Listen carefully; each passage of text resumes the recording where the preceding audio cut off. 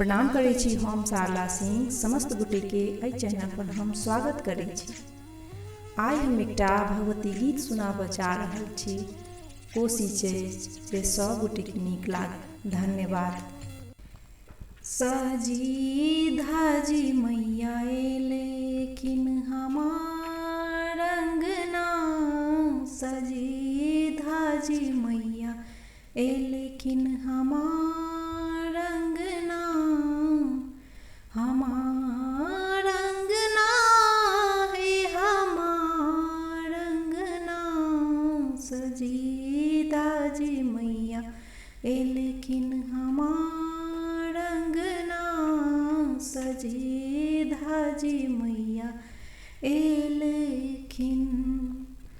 फूल बेल पात्र हम मैया के चढ़ायब, फूल बेल पात्र हम मैया के चढ़ायब, मेवा मिठाई चढ़ायब ना माँ के, मेवा मिठाई चढ़ायब ना, सजी धाजी मैया एलेखिन हमार अंगना, सजी धाजी मैया एलेखिन।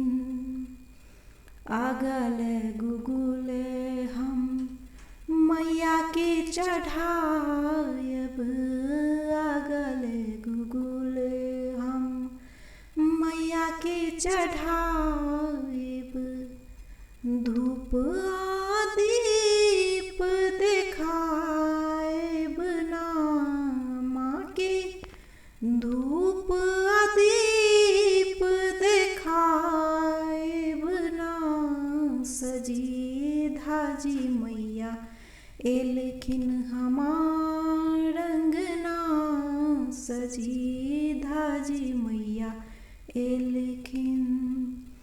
बासन बुसन हम मैया के चढ़ायब, बासन बुसन हम मैया के चढ़ायब, लाल लाल चुनरी चढ़ायब ना माँ के, लाल लाल चुनरी चढ़ायब ना, सजी धाजी मैया एलेखिन हमार अंगना, सजी धाजी मैया एलेखिन। मैया से मांगब अन्न धन सोनमा, मैया से मांगब अन्न धन सोनमा, कोड़ा भर पुत्र मांगब हे माँ से, सिर के सिनुरवा मांगब हे, सजी धाजी मैया एलेखिन हमार अंगना, सजी धाजी मैया एलेखिन हमार